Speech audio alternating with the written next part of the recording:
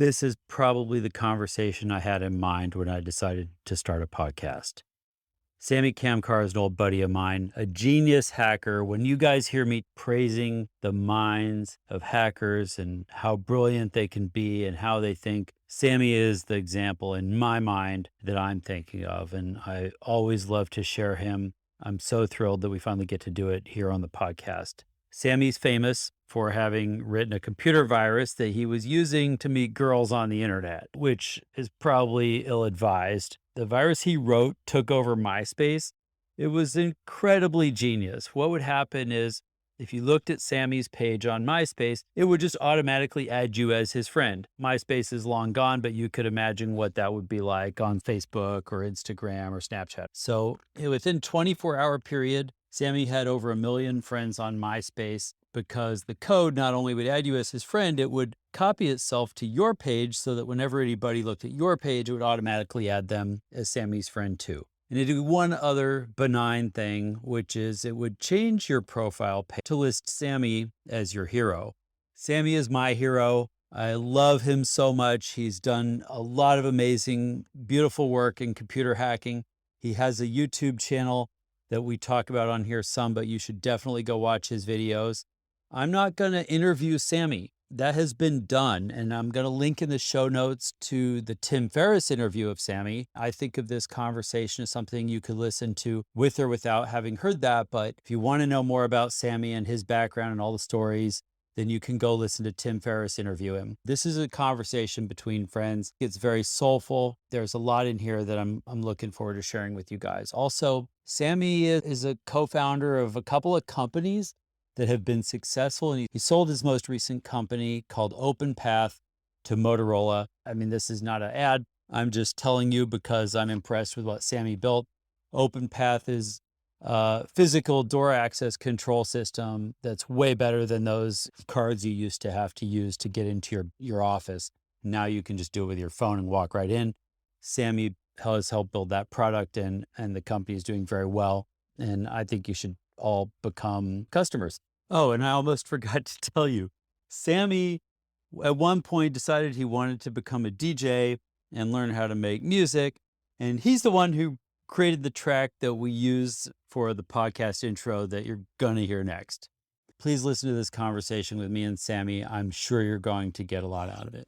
I've never met anyone like it. He could hack anybody's phone in a matter of minutes. Who is that guy? Who can do that? Thomas is the most interesting man in the world. He's one of my favorite people on the planet. Inventor. Wicked smart. The master of cutting corners. If you had a dead body in your trunk, who would you call? He would get arrested immediately in a lineup. I stood in line to get his autograph. You know, his mouth can barely keep up to his brain. I don't actually know what Pablos does. A hacker magician. Man of the future. Future.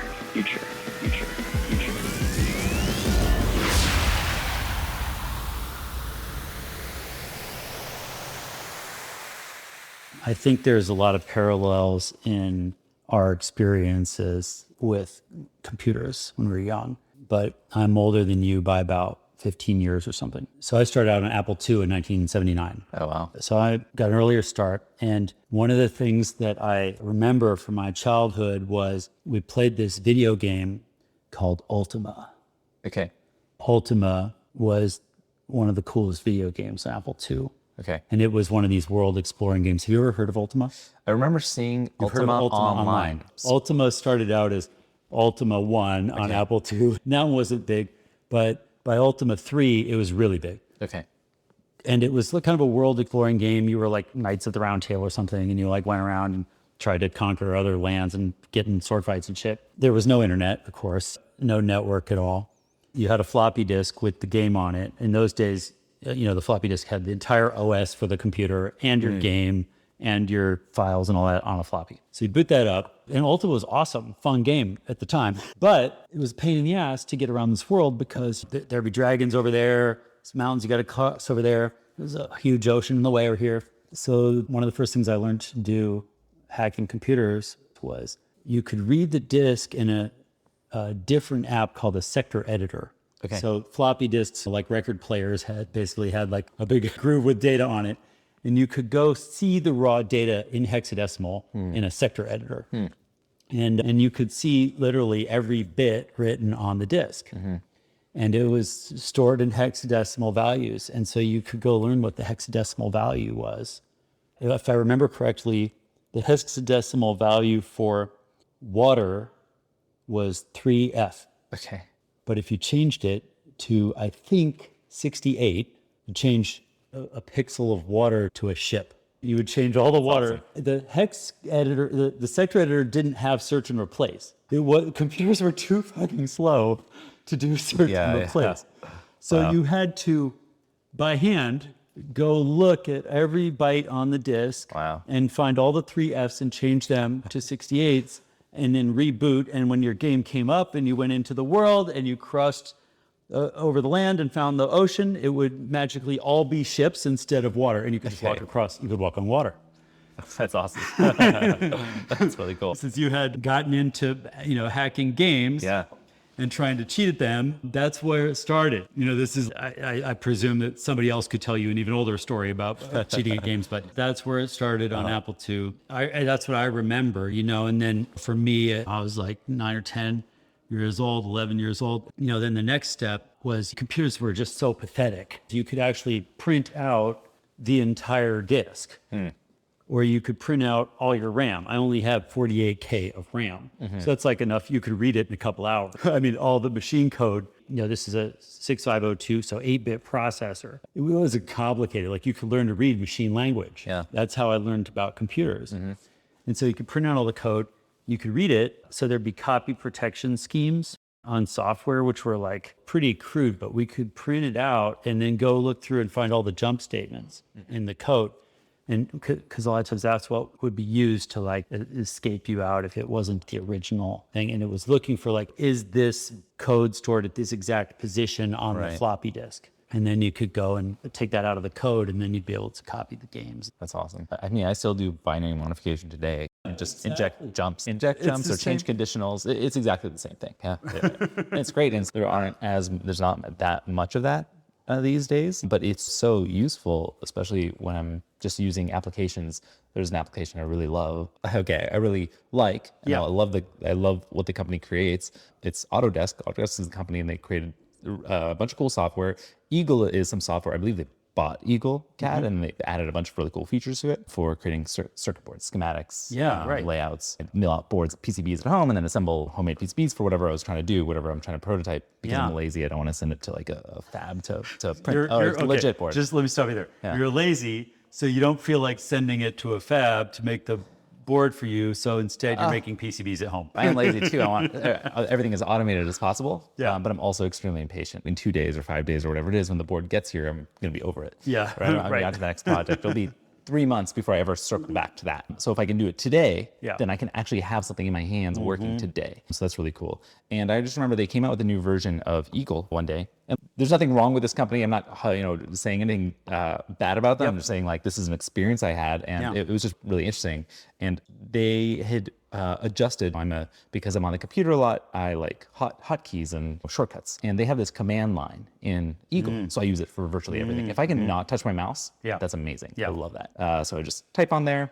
And then in this new version, it used to be that your cursor was always in the command line because most people click, so it doesn't matter. Most people, it's fine. They just click around, do what they need. But for me, I'm always using the command line, so it's great. But then half the things I would do, it would get the cursor out of the command line, and I had to hit a new hotkey, an additional hotkey to get back in there. I was like, this is terrible.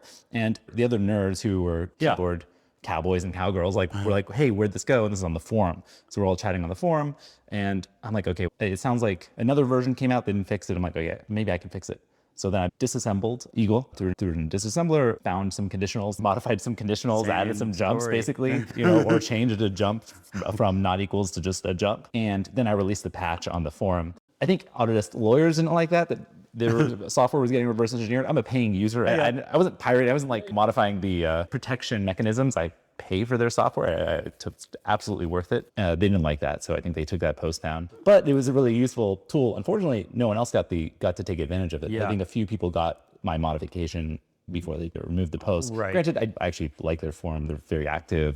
They listen to suggestions. I've sent hundreds and hundreds of suggestions, and they take a lot of them. So it's actually pretty cool. How much PCB design are you doing? It's not even that. It's just if there's something I don't like, I document it. And if I can just share that with the creator, I share it. Or if I can make a script to improve it, then I'll do that. So I just did that a lot. And every time I work on something, this would be a nice UX improvement. This would be a nice UI improvement. This would improve people's workflows. So I just kept doing that in a loop. And I go down a ton of rabbit holes because of that. That's just how I'd like to spend time. Yeah, awesome. From an early age, getting software was hard. These childhood memories of my parents driving me across town and dropping me off at some dude's trailer park or whatever to meet up with some sketchy old dude to swap floppies. Nice. That's not a euphemism? Nope, that was real. Okay. Swap floppies.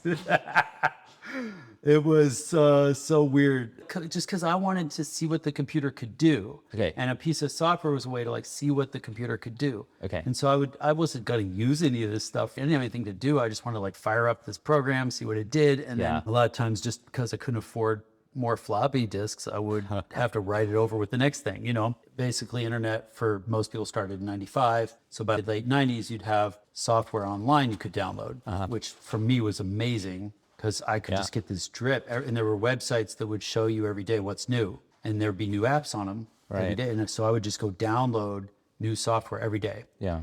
And probably up through 98 into maybe 99, I think I used every piece of software ever made. Okay. I was a junkie for that because I would get it, run it, click on everything, figure out what it did, and then delete it. Okay. And I would just do that every morning. That was like my morning ritual. Like run all the new software.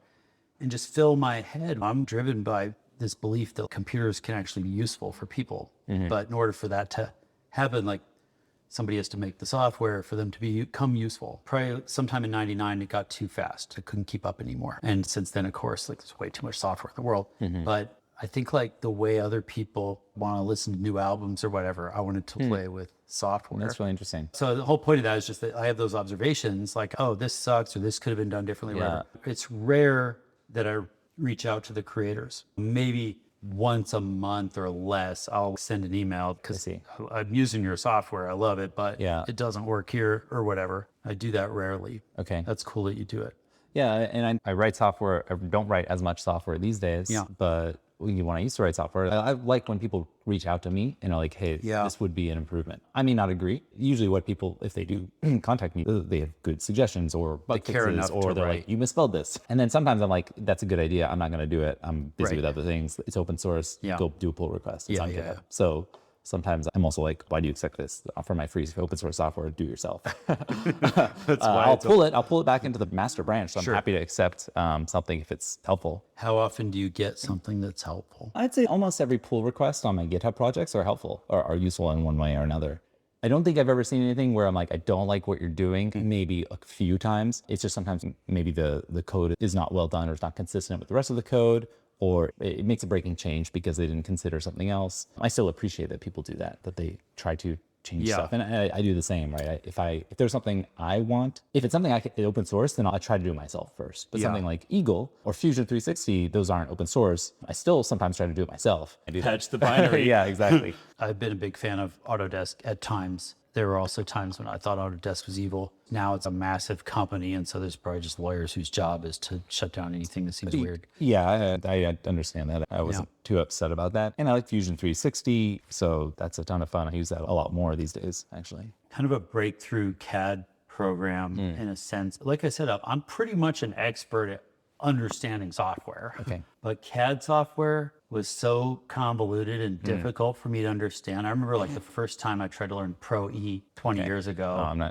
I've never heard of it. It's big in automotive. I haven't heard of virtually any CAD software other than AutoCAD. CAD software was so obtuse. I found it wasn't very accessible because I couldn't just design a thing I wanted to make. You have to start by like designing like how you're going to make it, starting with industrial grade CAD software. You can't just draw a circle. Okay, it's going to be this material. You're going to use this tool in this type of machine to make a circle. It's that kind of stuff. I love thinking that way, but it was hard to learn. I thought Fusion 360 was cool because it seems like anyone can learn it. That and Inventor, AutoCAD Inventor, so accessible. I think when I started using their software, I'm on Mac, and I think it was Inventor Fusion that was free. I think that's what it was. Yeah.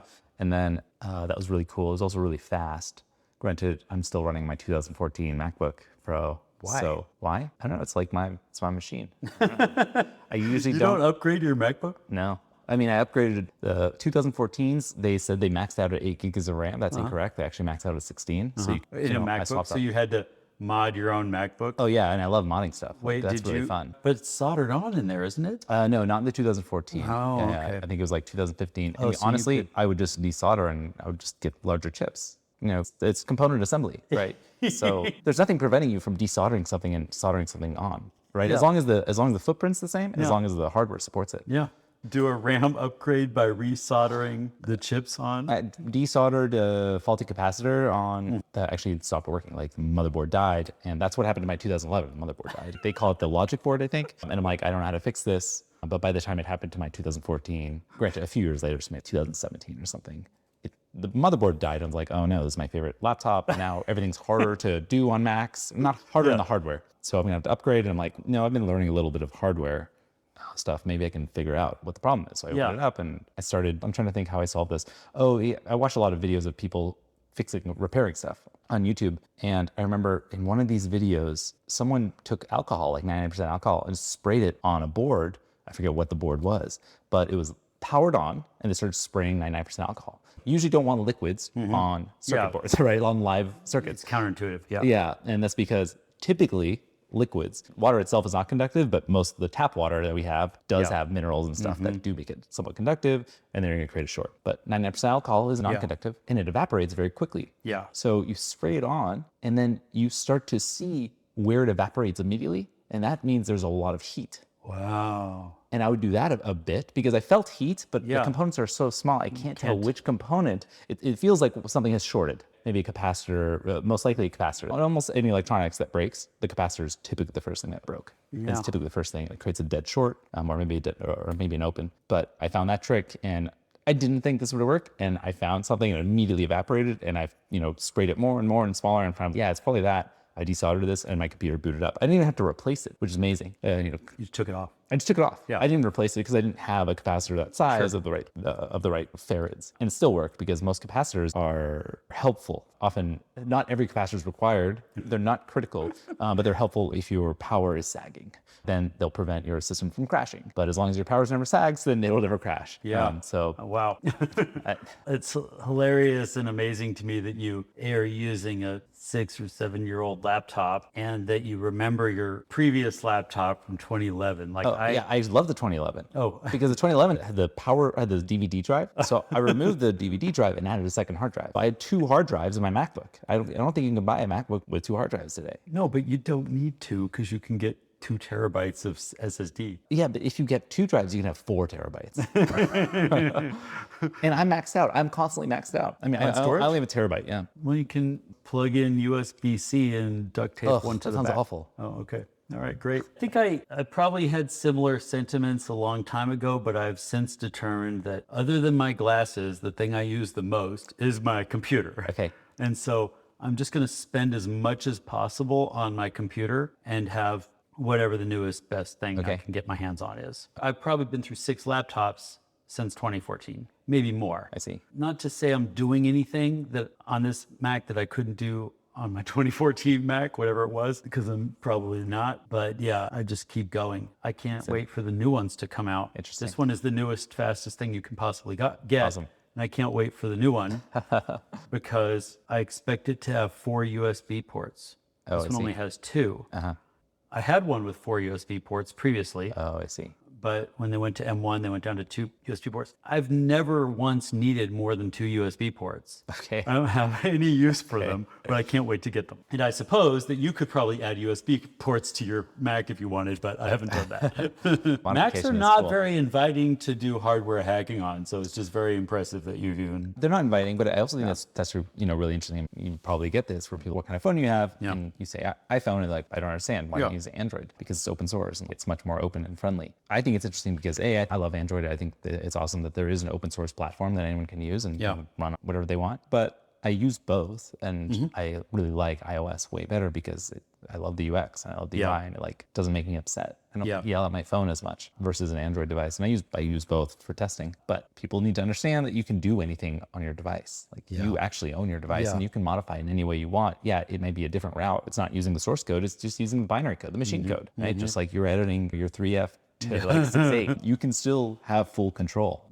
So I jailbreak, and I now have a root shell, and I reverse engineer whatever binary I want, and I make modifications. I use Frida, which is an awesome tool, Frida. It's like my favorite tool. I don't know many people that use it, some reverse engineers, but Frida is this really cool software that works on Mac, Linux, Windows, iOS, Android, probably other platforms. And it lets you perform introspection. That means you are sitting inside of a process, any process you want, every process if you want. And you're sitting there and you have either a JavaScript or Python shell, and you can access everything. Even if the software, whatever app you have running that you want to modify or inspect, you have a shell into the app where you can access all the functions, you can access all the memory, and then you can rewrite the function to call your function first, right? And then you can call the actual function, maybe get the return value, and then modify the return value, and then return back. Yeah. So you can sit in between anything. Interactive disassembler. I think that's what IDA means. Right? That's what IDA is, yes. So this is called Frida. I don't think it's based off IDA at all. I use IDA Pro for disassembly, but... Oh, it's not, but it is a disassembler. You don't actually have a disassembly view. Oh, you don't even see that. Oh. No, all you have is a shell, and you might not even use a shell. You're writing software or little scripts or functions that you're then injecting into your process. So if I'm using my iPhone and I want to see what my bank software is doing, and it's because this is actually something I do. So I use Mint and .com. So I have all of my bank and credit cards and stuff connected, and I check that, and it tells me how much I owe, and it's really great for tracking. It's free. I love it. And I started using this other bank, and it connects to Mint, but every time I connect, it says I need to verify and I need to do like a 2FA. Yeah. Even though when I connect to the bank, it doesn't require me to do the 2FA. So for whatever reason, Mint makes me do this. So I actually wanted to see how Mint was connecting, but Mint uses TLS and they don't allow you to intercept the communication, even if you install your own certificate authority. But with Frida, I can inject myself into the process and then say, oh, Sammy's public authority is a true, cryptographic authority. So you can totally respect that. And now I can intercept communication and modify stuff. Yeah, or you could just shut off the check. Wow. So it lets you very easily control the software. This is exciting thing to talk about because I think one of the big problems we've had for you and I, the computers we probably got early on, you could see the code for everything. But iPads and iOS in general, things like that, it's like the hood's welded shut. It gets pretty hard. It's harder. You feel like with Frida, you can see everything. Well, I feel like, for Frida on the software side, it allows you to do a lot of that. And I think we shouldn't have that assumption that things are welded shut. I think people tell us things are welded shut just because the way we used to do stuff isn't the way it works anymore. Right. It just means we need to look at it differently. We need to find another lens and look at it from a different point of view. And then you'll start finding a whole host of new issues. Yeah, right. It's harder because you spend a bunch of time learning something and that's useless now. That information is not as useful, but I think we can always draw parallels. It's interesting because if you think of the perspective of a hacker who's using Linux, like their perspective is I can get the code for anything, look at it, mess with it, change it, update it, patch it, do whatever I want. But your perspective is that you're just like, I got binaries. You learned assembly. You learned assembly. And now the code, because you know what the CPU does. It's at the end of the day, whether you're you compiled from source code or you're running a binary, it's your CPU that's interpreting it. An interesting point is then it's like knowing every computer language. Yes. It doesn't matter what language was used. It's all going to get assembled. Correct. Yeah. And to be fair, it is more difficult, right? It's more challenging. The assembly is simpler, which makes it worse in many ways because a simple for loop is going to be 20 lines of moving memory around and throwing into registers. But you start to see patterns just like you do in anything else. That's really cool. So Frida works on all those platforms, huh? Yeah, it's pretty cool. I've never played with it.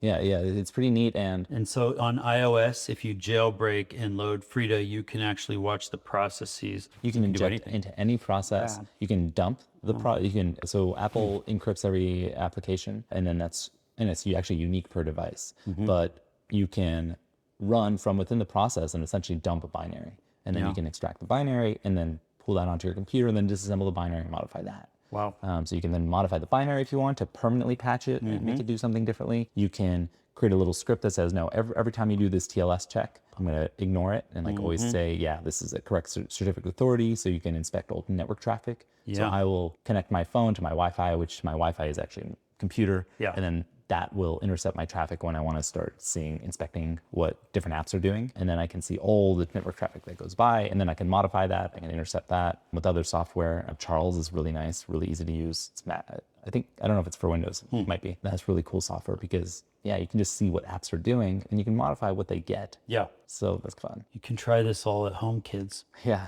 Yeah.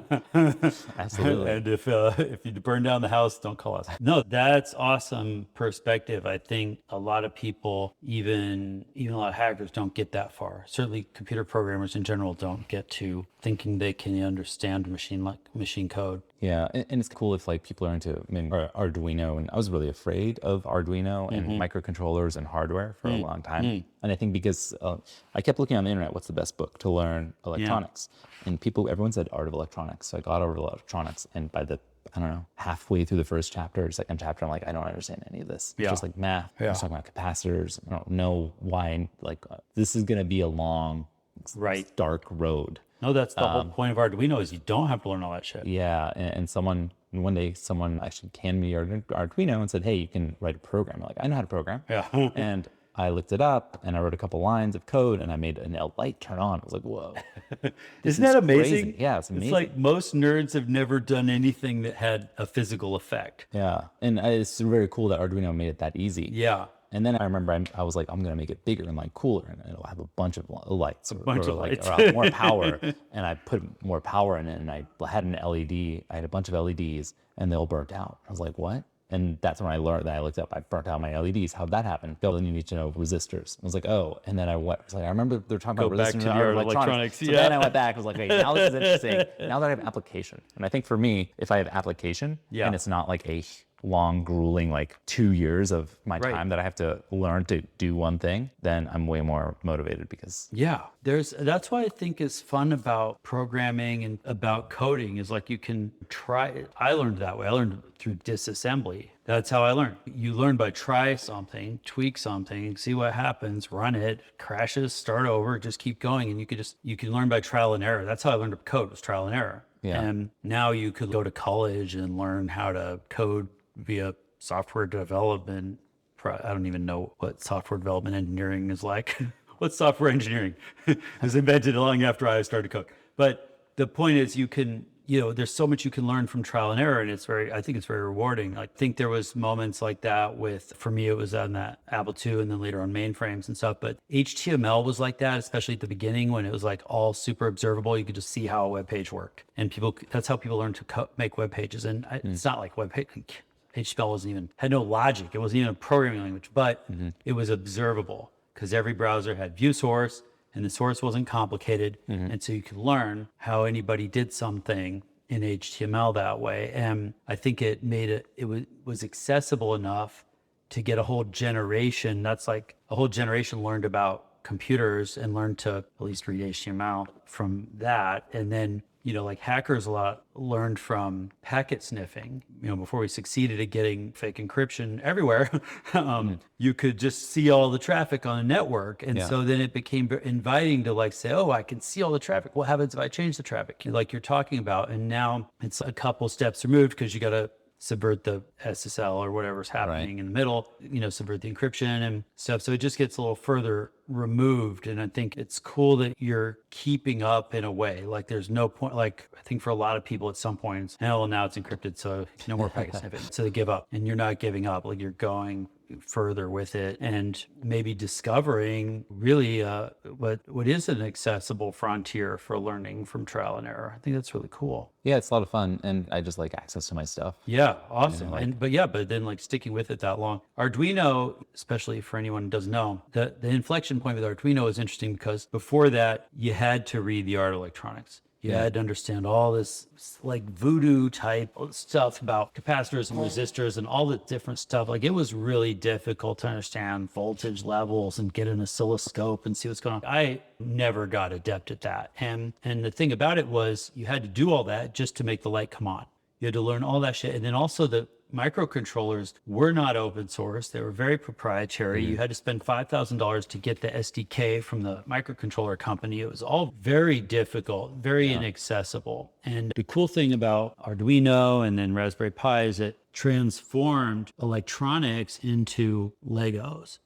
Into software. It made every electronic thing. So lights, sensors, motors, switches, rheostats, all that stuff. It just turned it into little software Lego bricks that you could then play with if you could code. And I think that probably, it was the starter drug for you. Once you had Arduino, then you could go backwards. Yeah, absolutely. But starting from the art of electronics is not inviting. Yeah. I think it's like anything else. Like if you start with this academic view, then you got to do so much work up front before you get in your reward. That's not how people learn. Yeah, not me at least. It's not you, and I think it's a lot of other people. Yeah. And they just don't even know. I think you and I are so lucky because we found, one way or another, we found a learning style.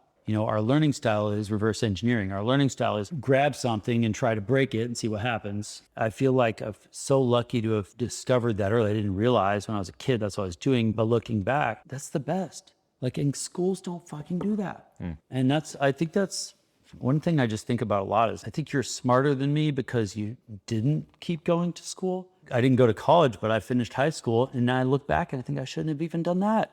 I tried to talk my daughter into dropping out of school and playing Minecraft when she was in like 6th grade. She won't do it. She's in high school now, but She sounds smart. she's not smart. No, she sounds smart. No, I think she is. She is smart.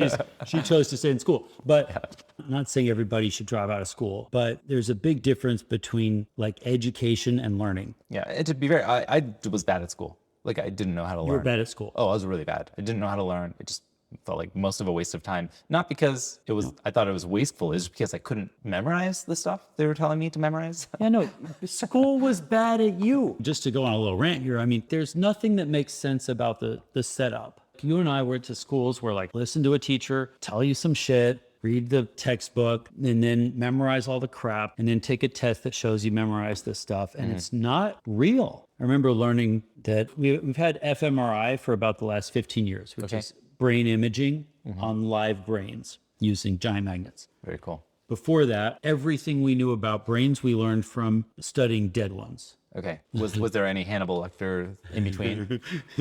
I don't know. Yeah, studying like throwing electrodes on a live brain and saying, but we couldn't see what was going on. We couldn't really with any granularity. Even now. But one fascinating thing in an fMRI is if you're in an fMRI and you're doing something that you're interested in, the whole brain lights up. If you're doing something you're bored with, it's just little blips here and there. Brains are optimized for learning what they're interested in. And nobody in a school is taking responsibility for making something interesting. Occasionally you get lucky to get a cool teacher who makes something exciting. Yeah. That's rare and doesn't scale. And even if they can make it interesting to some kids, they're probably not making it interesting for the other kids because they got 30 kids. They're not all the same. I don't know. I just think it's a fucked up system. Anyway. Yeah, it's interesting. Granted, I wouldn't know how to fix it. Like I don't want to say it's broken. I wouldn't know how to alter it to make it work differently for different people. Because I think some people are awesome, right? They love it and they're really good at it. And some people are not. Yeah, and that's challenging. A lot of people are good at it because they want to learn the rules and they want to play the game. Yeah. They want to follow the rules and they want to do, and the more structure and clarity there is around the rules, the more they can do that. It doesn't mean they're learning. It means they're playing the game well. And even though it's totally fine, it's out of your jurisdiction to figure out how to solve education, I'm interested in this because I think we're the success stories. We're the dropouts who succeeded at figuring out how to learn. We didn't figure out how to play the school game, but we figured out how to learn. People who succeed, they succeed in spite of school a lot of times. They succeed in spite of the attempt to educate them. You succeeded in spite of attempts to educate you.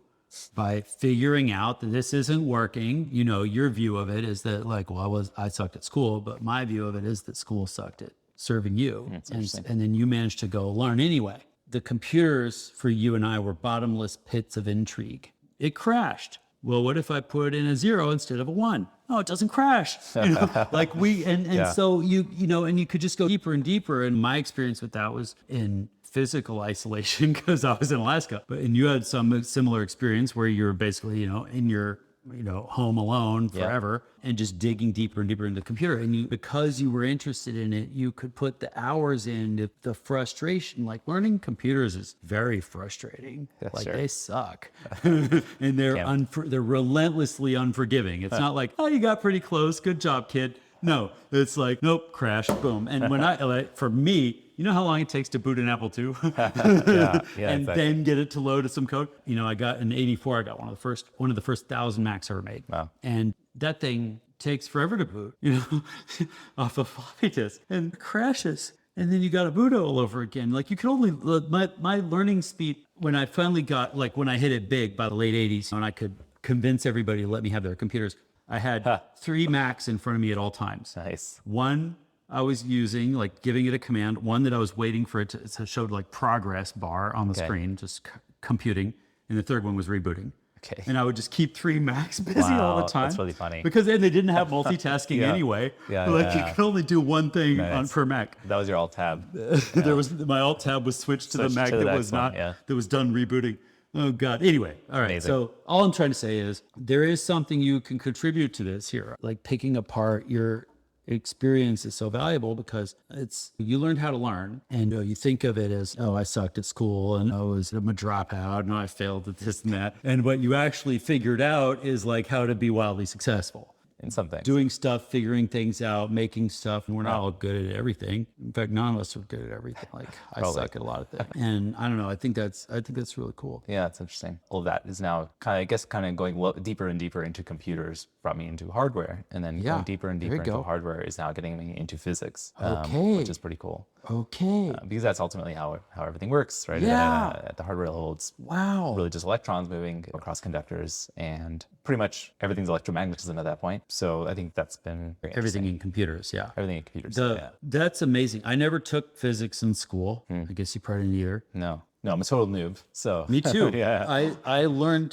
to the extent that I know anything about physics, it's from working with physicists. That's cool. Who were awesome. That's very cool. And who suffer my constant barrage of questions about things. And I probably know enough physics to teach high school physics now. Awesome. Maybe even more because a lot of it's esoteric stuff. But I had to learn it the same way. Like it was on the job. I'm like trying to build spaceships. So I had to learn. I didn't even know what any of this stuff meant. I had to learn what does delta V mean? I had to learn like what photons are. Like I didn't even fucking know the difference between photons and electrons. I'm like, I had to learn all that stuff the hard way, but I learned in a context where I was interested and it was connected to a project. And so it made sense. Yeah. And physicists, in my experience, have been, a lot of times they are the smartest people that I know. And I've thought about it a lot because I got to work with a wide variety of different kinds of smart people. And the cool thing about physicists, I don't know that they were smarter, but their worldview comes from first principles. It comes from the fundamentals. And so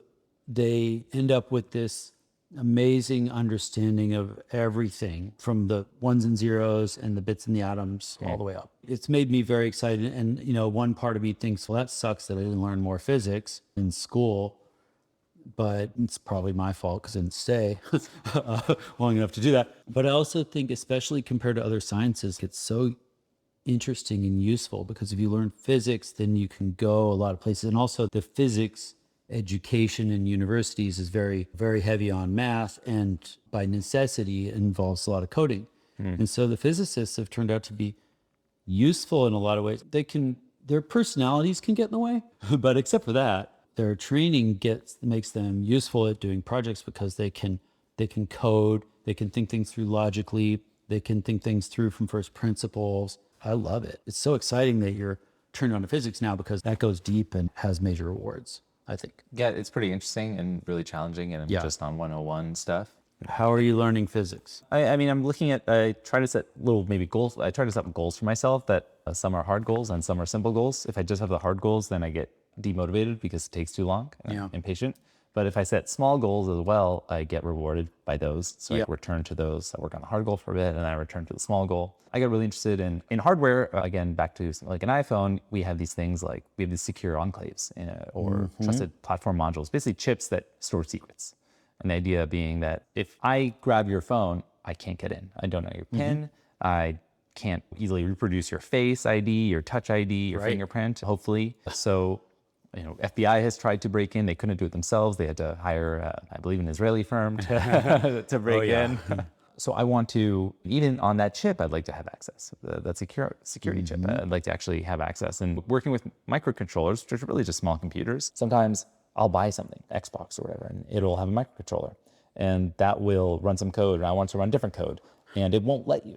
It'll actually say, no, you can't run different code. Or if you do run different code, it's going to erase. You have to erase the existing code. I'm like, no, I want the code on there. because I want to modify it. They're like, no, you can't have that because they put debug protection. They call them fuses. They're not actually fuses. They're e-fuses. It just means this computer, this mini computer, the microcontroller is a mini computer. It boots up, it checks this e-fuse, which is just something in memory. And it just says, hey, am I in debug mode, or am I allowed to go into debug mode or no? The bit is written at the factory. This is no, you can't go in debug mode.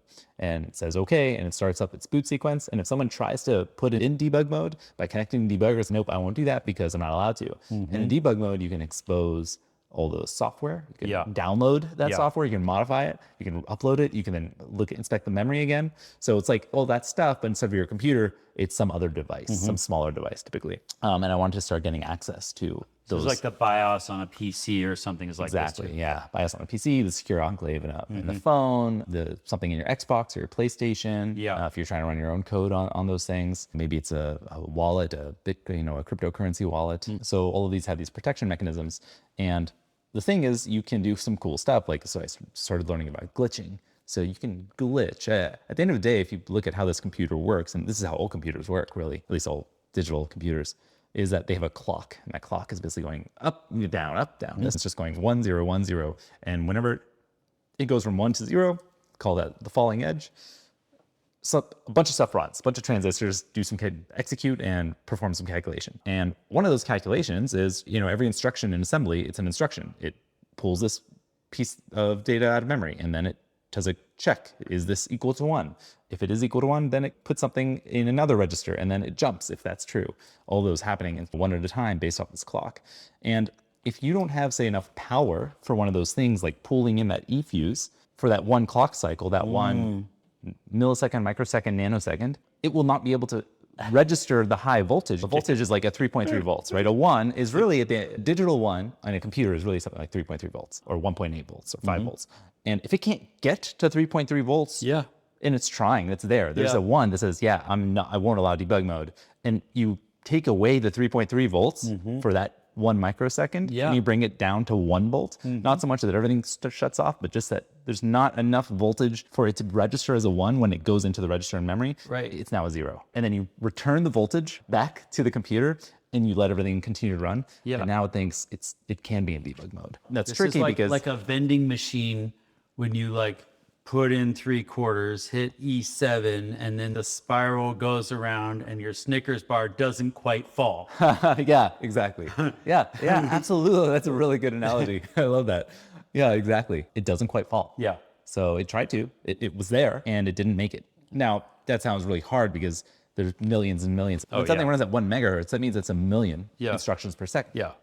So how are you going to find the right one? Unfortunately, there's these things called computers that are really good at doing a lot of things and really lots of things fast. So you can hook up a computer. I use something called FPGA. Yeah, that runs really fast. And it starts at the first instruction.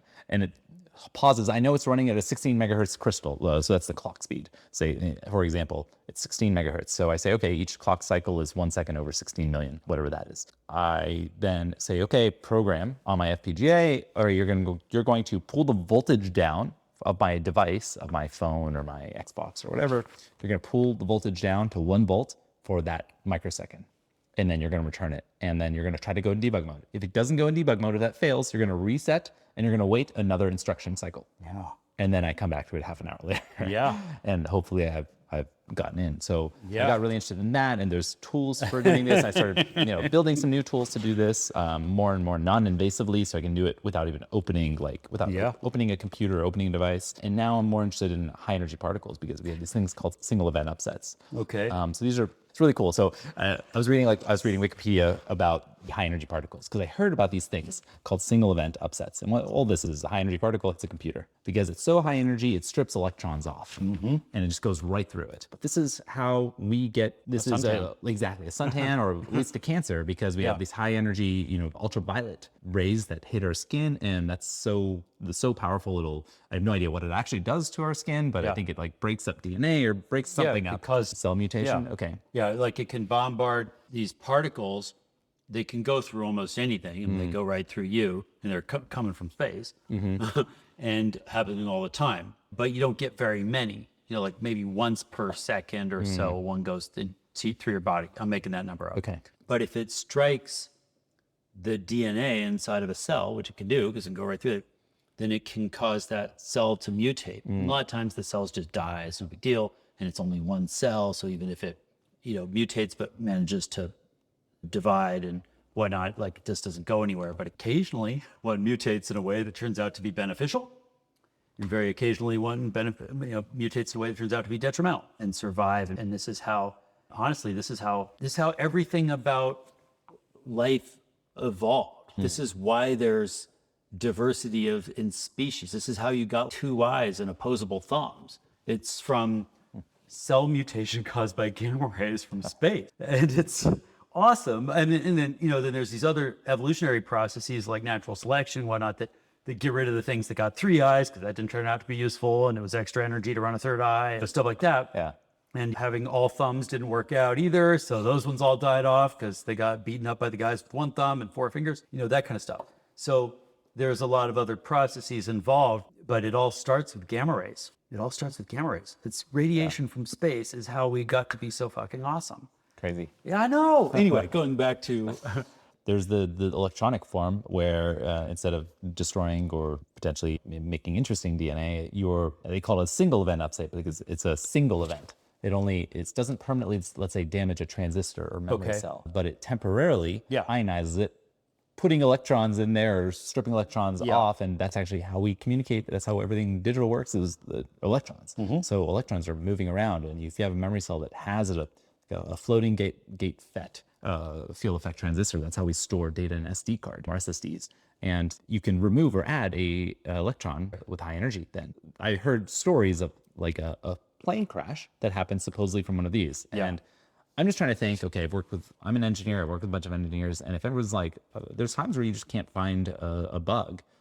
That's what it sounded to me. It's like, oh yeah, I can't find a bug. It must be a high energy particle. And now I do believe that these are actually, some of these issues have come from them, but very much whenever I hear something like, oh no, it has to be like, wasn't my stuff. It's like something from the sky. I'm like, let me see that. Let me actually visualize it. Yeah. So actually I got interested in visualizing it. I started looking, and there's something called the cloud chamber that you can make.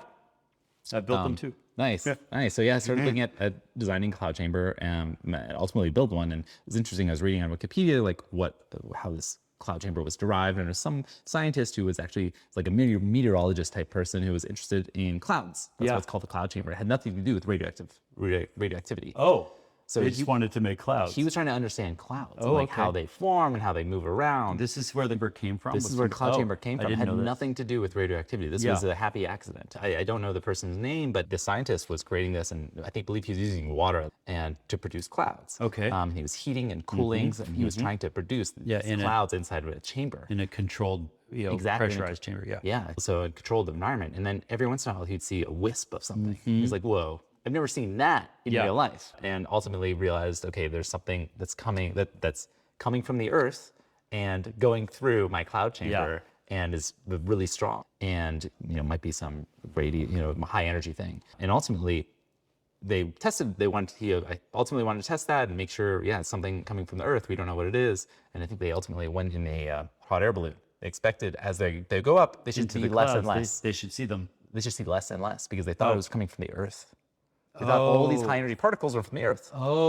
And they're going in a hot air balloon. They expect to see less and less. And as they go higher and higher, they start seeing more and more. And they're like, what? Wait, they're coming from the space. Cloud chamber on a balloon. What I don't understand is if you ride the balloon into the clouds, why don't you see them?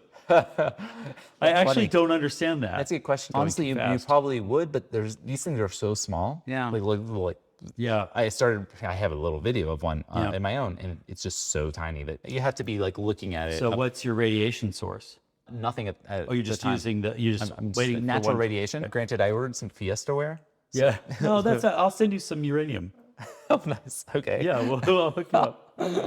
Awesome. Once you want a real radiation source, a little bit of uranium will do it. Okay. Just put it, and then you'll get a whole bunch. Yeah, I bet. And you'll get to see them. It's cool. Yeah. And I mean, you got a Geiger counter? I do. Yeah. Okay. Yeah. But there's this Fiesta ware. The red Fiesta ware. These red plates that I guess they're using some radioactive material for the color. But it's very small amount in the red paint. Yeah. I'd be curious to see. I'd just be curious to see that. Yeah. I don't think you'll see anything. I don't know. We'll see. Yeah, I guess we'll find out. Or it'll be nominal. But yeah, I was curious to see, okay, well, now that I can see it and I built a cloud chamber to do this, now I want to put a computer chip in there. Right. And put basically something like Arduino for memory. Great. And fill it with random data. And then Fill I'll it have with zeros. Yeah, I could fill it with zeros. I don't know if I'm going to get a 1 or a 0 ultimately, so I could do both. Yeah. But yeah, that's a good idea. It's easier do to one tell or if one or something both. flips out, anyway. And then, yeah, just constantly read off and have a camera. Yeah. So I want to see both. I want This to is have a camera awesome, Sammy. and an entirely, independent system Yeah. that is electronic. Right. And I want to see the electronic system say, oh, that's weird. There's an error. There was supposed to be all zeros or all ones, and now there's not. And I want to see a timestamp, and I want to see a video. And I want to put them together, because I don't think that's ever been done, of seeing an actual high-energy particle modify a computer. And then if I can start controlling these high-energy particles and then producing them, then I should be able to, Control evolution. yeah, more just on the digital side than the biological side. Might be the same thing. But I think that would be an interesting way to control these. This is a rad project, which I've both never seen and I don't think ever thought of, so I love it. Computers in space, for example, is a problem.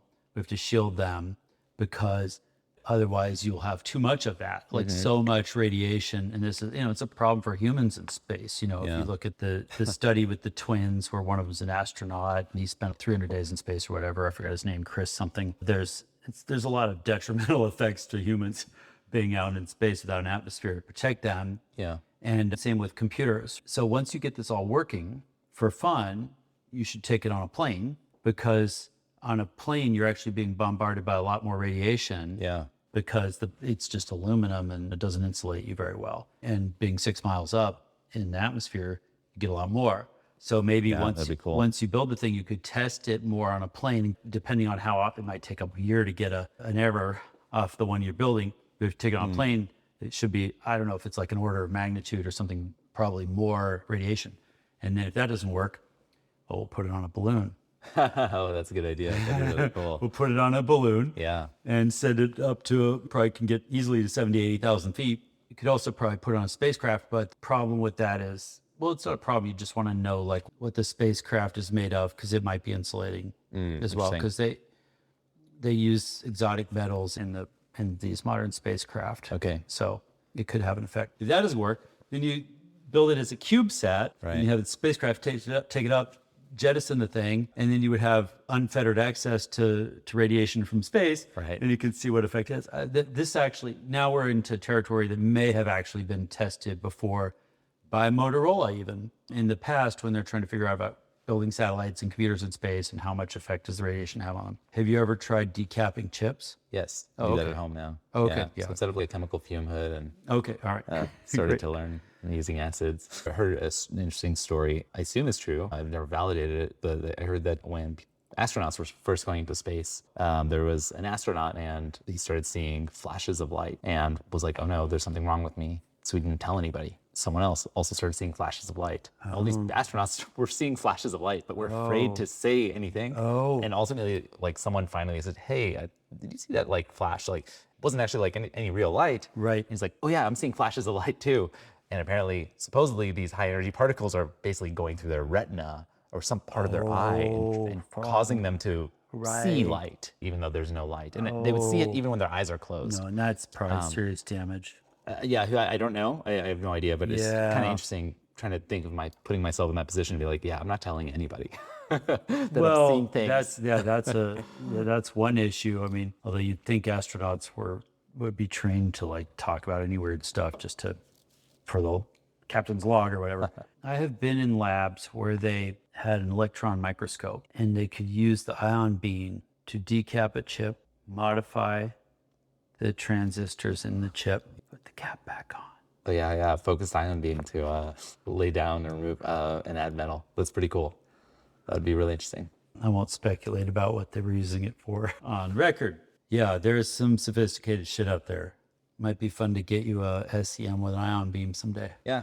When you get bored. Yeah, I think we have some friends who have this kind of equipment and are doing a bunch of stuff. Yeah, there you go. There's a lot of potential now that you're down into the actual physics of chip. A lot of cool things you could do. Yeah, and so much I don't know. Well, I mean, there's cool stunts to do. I mean, hacking iPhones has a certain appeal since so many people have them. Yeah, it's interesting. I mean, I've definitely been trying to get away from attacking specific companies and more attacking like protocols. And that's why I'm interested in physics, because I'm not attacking anything. I'm just attacking the way our world works. So I think that's become more interesting. Mother Nature is more forgiving than apples. Yeah, it's just cool when you find an issue with something that is just entirely prevalent and is the way everything works. That's just the way it works. It's like, this wasn't a vulnerability. It's just maybe we didn't see that this would happen. Well, I think it's a really important part of the process for bolstering the protocols. Yeah. If we don't figure out, if we don't aggressively attack them and figure out how to make, where they fail and what their limits are, then we can't make them better fast enough to stay ahead of actual attackers. Yeah. There's many things that can still be attacked that we don't think about that are fundamental to how everything works. How did you manage to keep from like actually working in computer security? I didn't want it to impact how enjoyable it was. I knew that if this became my job, it wouldn't be interesting anymore. Oh, that's an interesting point. I think that's what happened to me. I started working in it and it wasn't interesting. Yeah, so I always stuck to engineering. Like I knew like just software in a non-security, non-cyber security type thing would be interesting. Smart move. I just always stuck with that. And I liked business. I think business itself is really interesting. So I try to understand how businesses work. And good luck with that. Yeah, it's challenging. And I really like to learn from other people who have done it. I've been very fortunate to have worked with co-founders in 2 companies now that have built successful companies and that have done it again. So learning a lot from them and working with them. I like breaking things. I like building things. And that's the way it should be. It's really cool. Seems to me like you've been pretty good about that kind of self-awareness, like understanding like this is what I like to do. Trying to learn my own weaknesses and the things that are like. are the things you actively try to avoid? Yoga. I don't know. I'm just making stuff up. No, I mean yoga would be good for me. I do actively avoid it because it's hard, but I'm sure it would be beneficial. Oh, okay, I don't know. Yeah, I was making YouTube videos for a while. You're not doing anymore? I stopped. I really enjoyed it. I really liked it, and I found that it was like a high.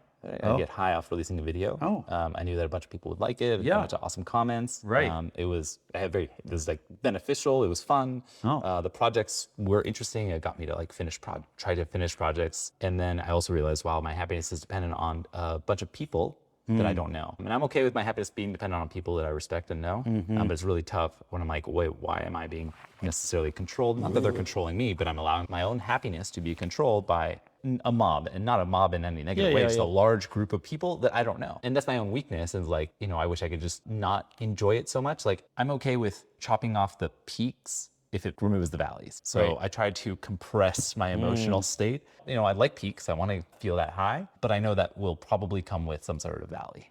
It didn't, but I just felt like it could, and I felt like, oh my God, I was spending so much time thinking, okay, well, this needs to be actually good for a video. Like, otherwise, why am I spending my time on this? So it became this obsessive thing I thought about, and I'm like, why am I obsessing about this?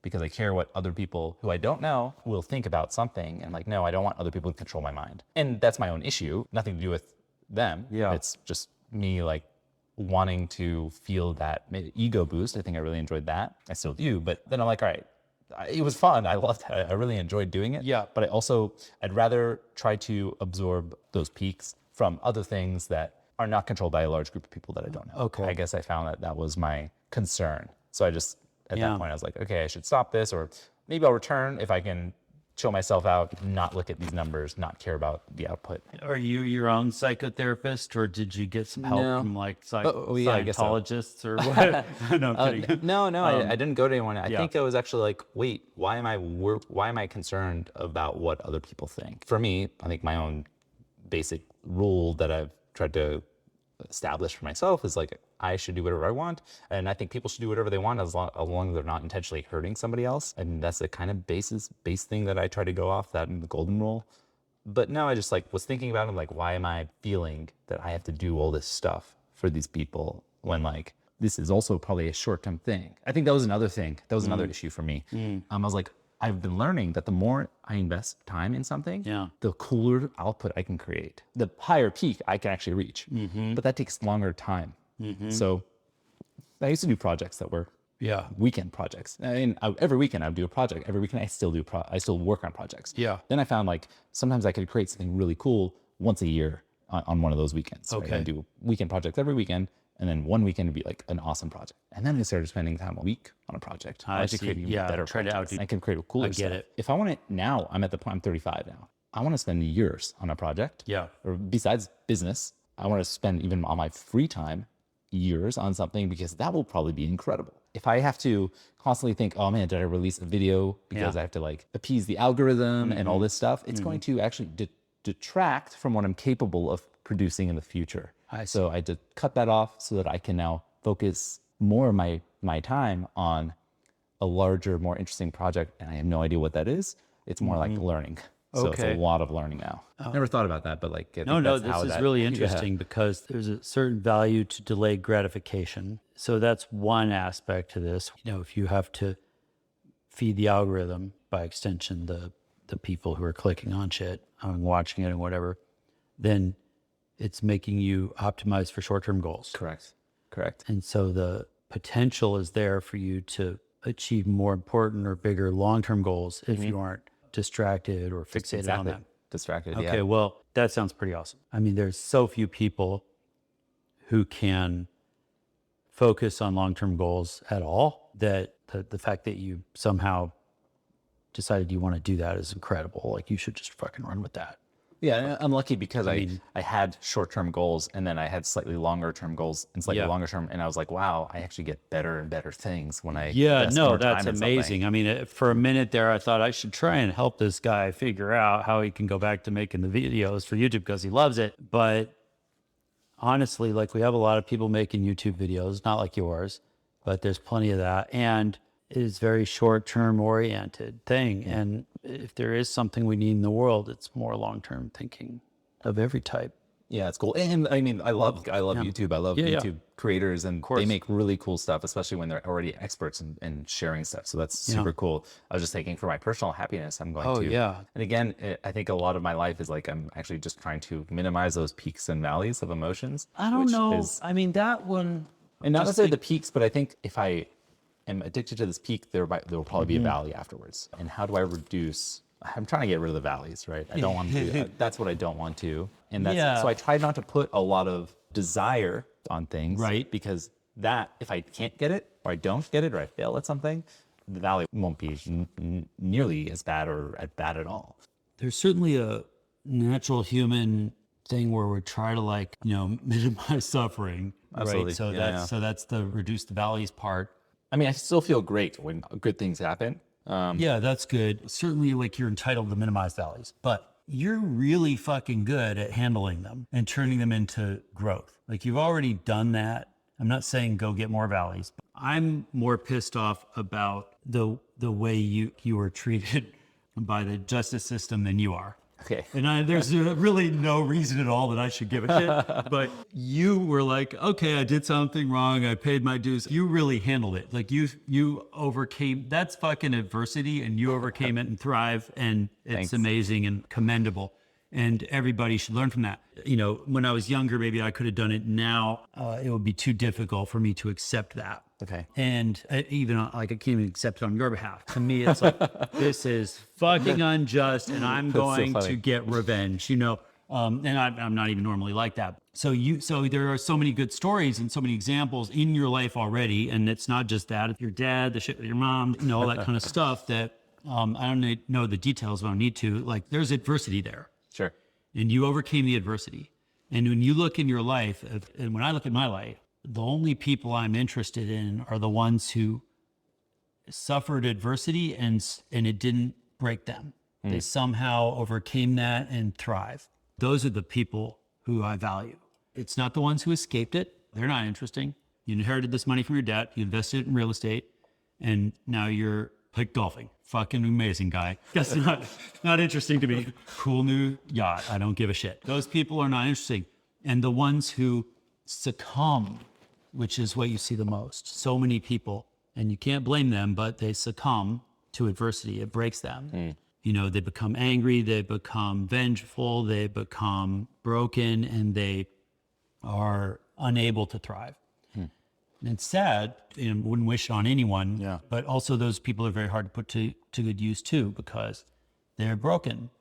But the ones who find a way to overcome that adversity and find a way to thrive. I mean, those are the best people, and you're one of them. You're one of those people. And you could argue, yeah, other people had it worse than me and I got lucky because I only got 3 years or whatever it is. But it's not a contest. Everybody has something, and it's how you handle it, and you handle it so well. Reducing the valleys, kind of get it. I've had lots of valleys that I fucking wish I didn't have to, but you learn from them. But like you said, you wish you didn't, right? You wish you didn't. You wish you didn't. You probably are happy that you went through some of them. You're probably like, oh, this was awesome for me. Yeah. This was good because I learned something out of it, or I became stronger in certain ways.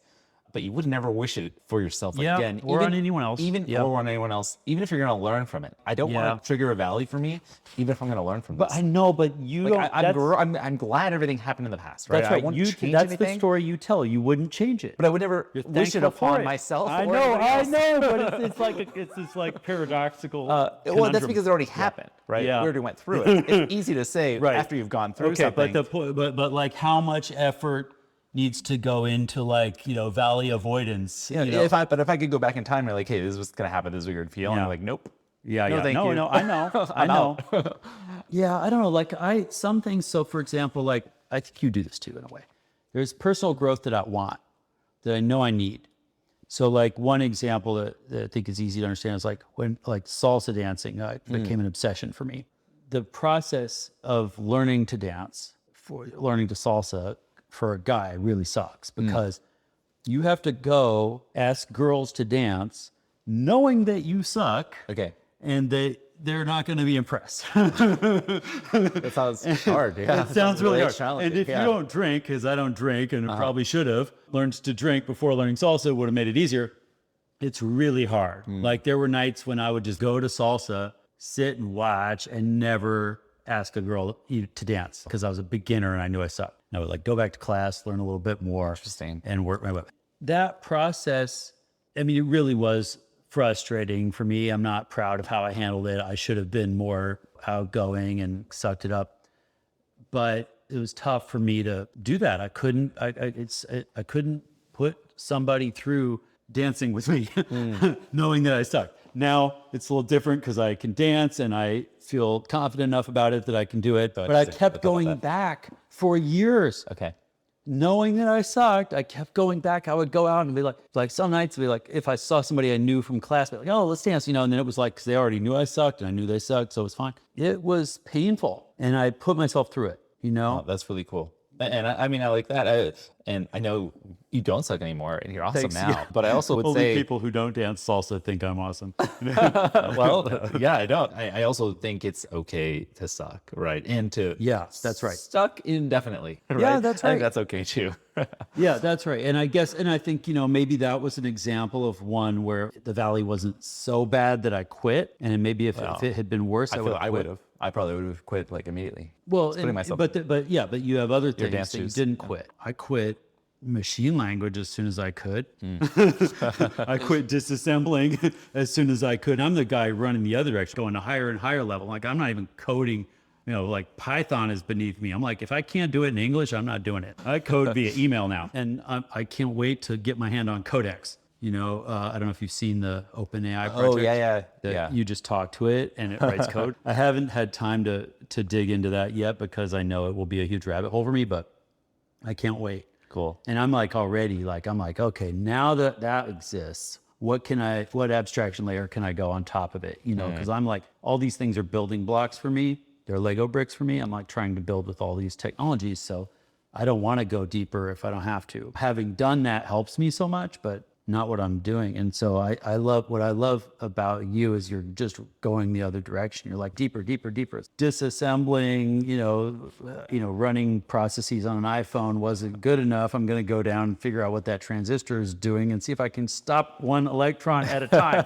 I can love it. It's great. I'm not an expert in anything, but I have some decent amount of knowledge and small amounts of knowledge in many areas in technology. Yeah. And now I'm trying to go more into science because I find that like you have a little bit of knowledge here and a little bit of knowledge there, and you tie those together and you create way cooler stuff than an expert in either area. That's exactly right. That is the story of my life.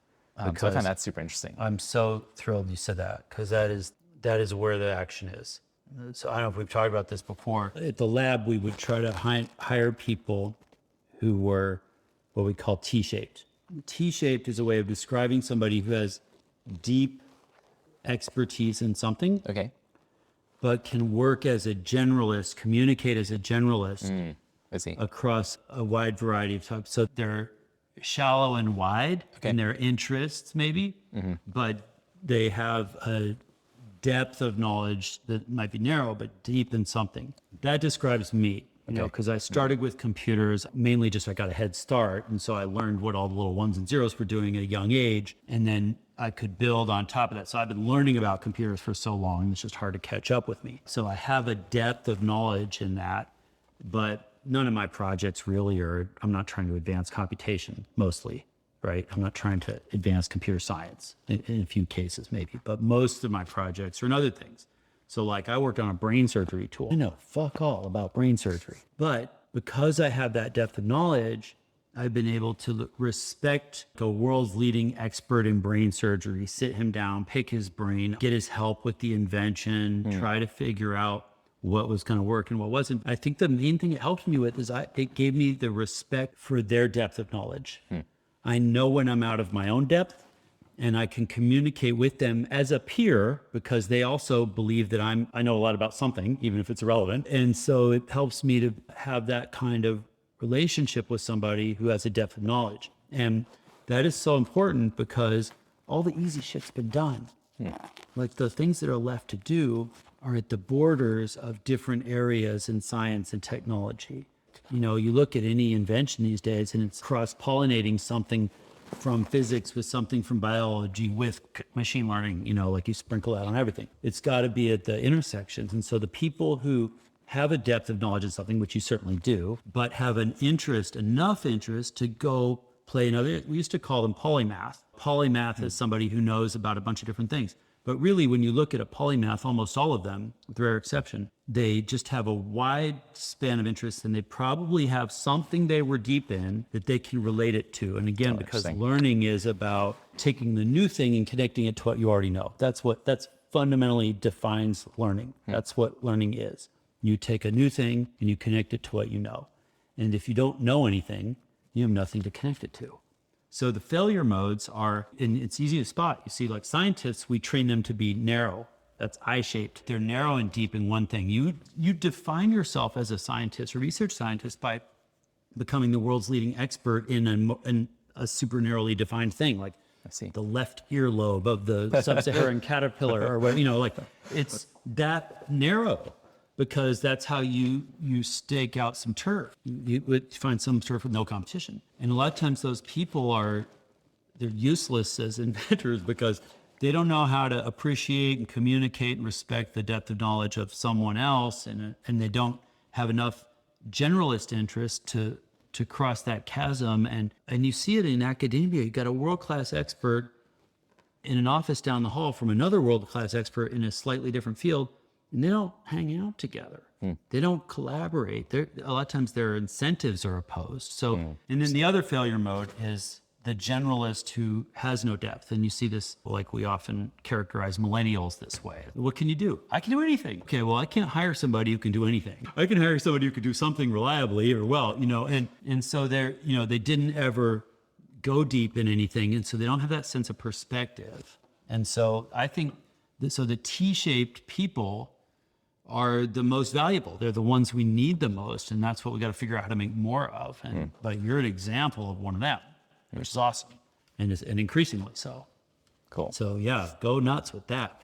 I think it's cool. Personally, I'm like just wildly impressed with what you've chosen to prioritize. Like you're making really great life choices. I don't know if that maps to like feeling like you had to make them for yourself from such a young age or what, but like that's a pretty impressive amount of self-awareness to figure out I have awesome YouTube channel, I'm a star, everybody loves me, I get great dopamine hits, and I think I'm just gonna, you know, get a more balanced life by just not doing the thing I love. I don't know. That's a pretty impressive thing to do.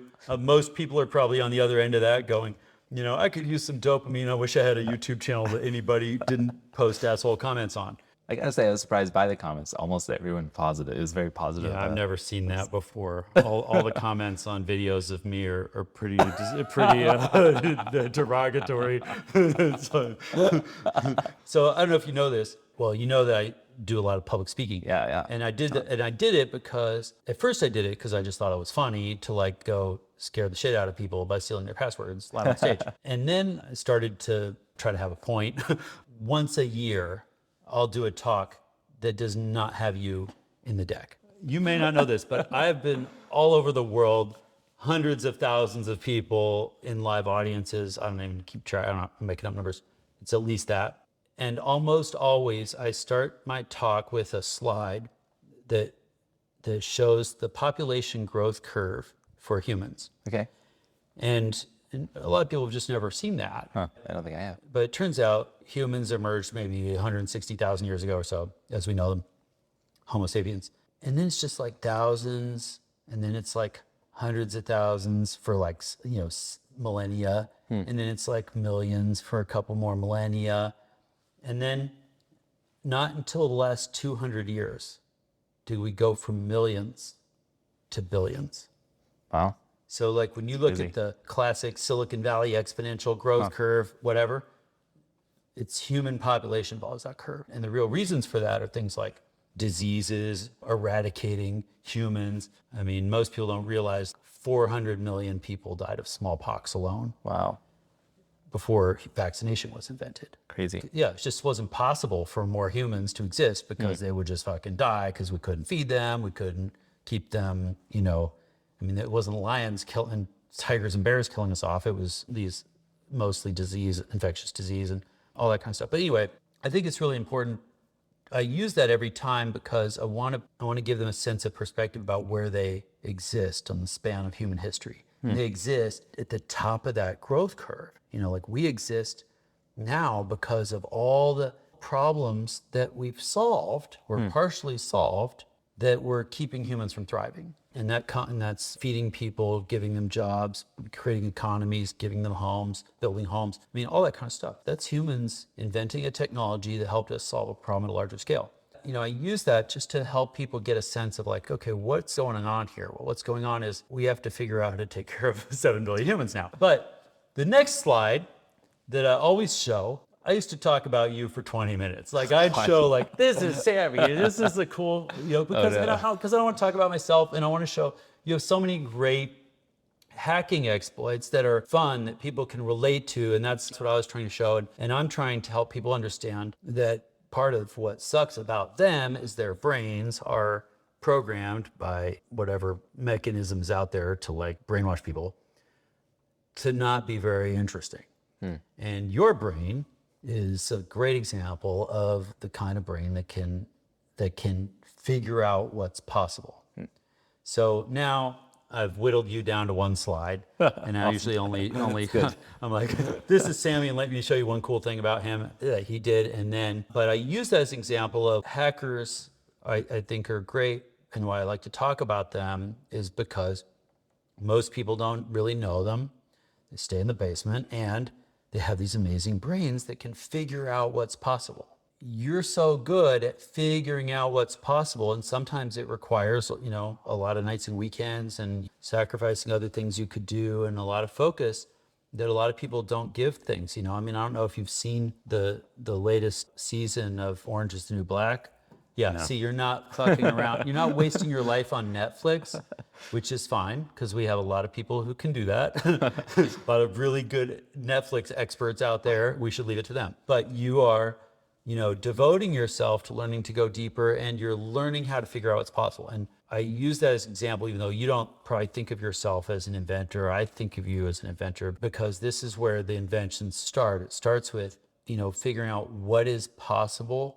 From that, you can then go figure out, okay, what's useful? Like how do we build from this? One thing I think would be interesting to pick apart is, like the company that you have now, you're doing these door access systems. The product, I'm guessing, probably came from you figuring out like, oh, we could actually do this in a different way. Yeah, sitting with my co-founders, and we were actually sitting in our friend's office. He lent us his key card to get into his office, and it was beautiful office in Range Ray, and it was on, I don't know, the 12th floor or something, and I'd go up, and then someone would call, one of the co-founders would call me, Alex or James, and be like, hey, I'm here, and I'd go back down and be a pain in the ass. I'd have to like go down the elevator or take another 5 minutes, and like, this is like so annoying. And then I think one day we got an office, and we had a business idea that we started working on, unrelated to what we're doing today, and we had like lost our parking badge, and it was a huge deal. It like cost a lot of money to replace, and it was just like such a pain. It's like, why is this so hard? Why can't we just use our phone for something like this?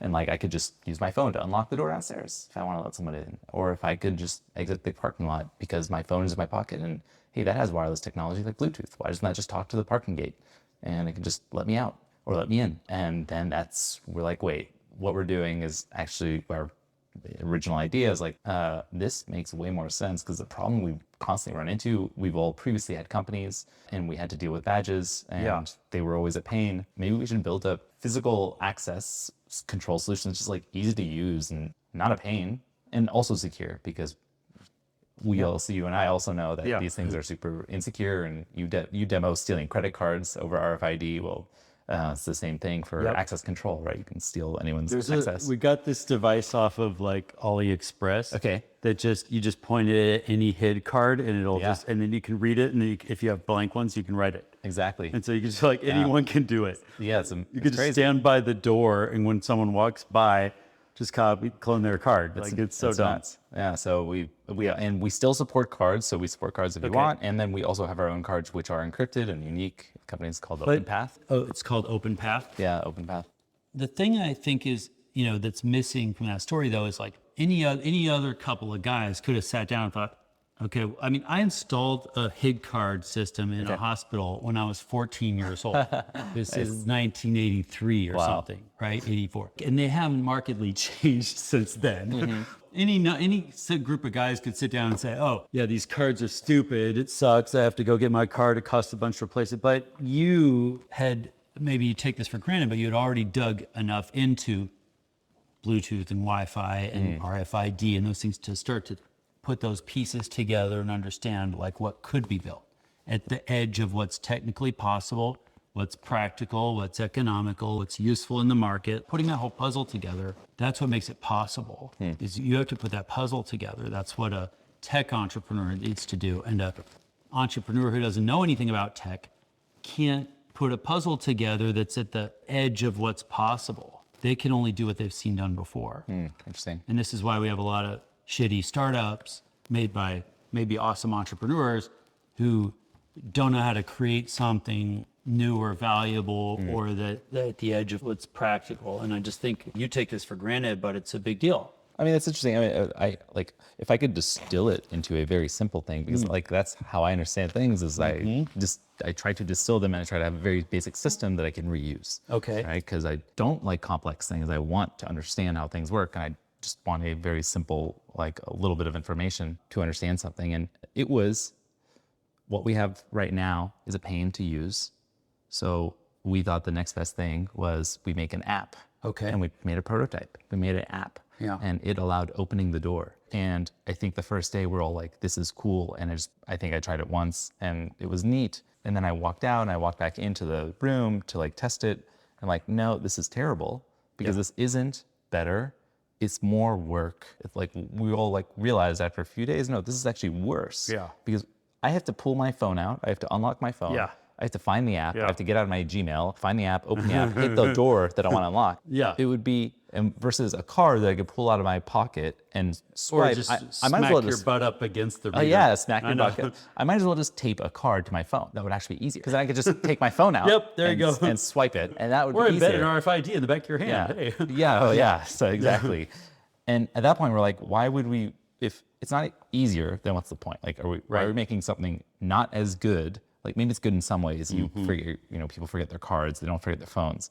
But if it's easier, and I think like that's how I think we distilled at least this idea is like, this is not better. We made something worse. Yeah. We've actually created something worse that would probably be fine for a lot of people. People would be like, oh, it's on a phone. I like that. And probably some people would buy it. And then we started thinking, and we're like, oh no, what if we don't pull out our phone and don't, just like, today you have to pull out a card or smack your butt. What if you don't pull out your phone? and you just walk in, you touch the reader, you wave at the reader, and it just knows it already connected to your phone over Bluetooth.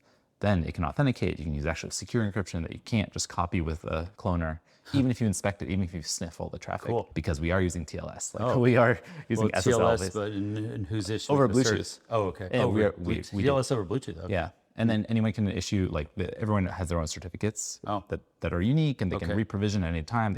They control their certificates. Yeah, so it's not public CAs or anything like that. Yeah. And then Don't use once public we did that, CAs, kids. yeah, I mean, why is the Hong Kong post office able to like release a certificate for your domain? Yeah. It doesn't make sense. Yeah. It went so far off the rails. Like your browser has like 1,000 root certs. Yeah, it's crazy. It's like taking the key to your front door, making 1,000 copies and giving them to the nearest 1,000 neighbors and telling them like, oh, try not to give it to anyone shady.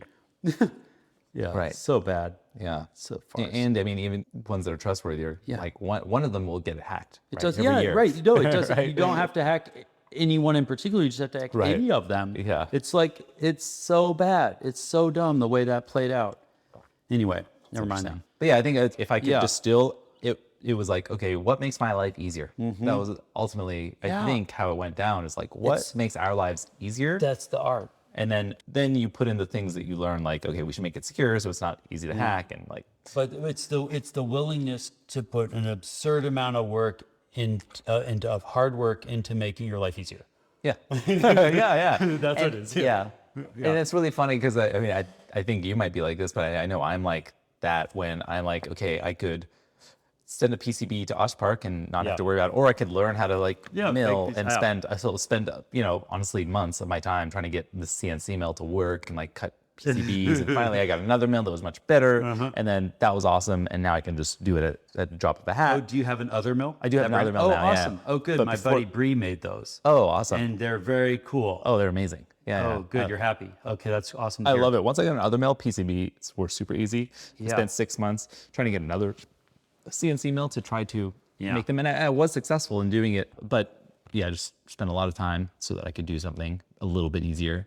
The investment of time probably doesn't make sense, but it's now also you really know fun. more. Yeah. It's a lot of fun. You know, Right. I mean, I'm doing less of that in my life now, but so much of my life was like trying to get my hands on tools and learn to use them in a wildly inefficient way. But also running every piece of software you could, right? To learn how they all work. Same thing. And it was hardware too. That's like why, I mean, a lot of the jobs I took, like going to work at Blue Origin, it was like they had bought out this machine shop. Okay.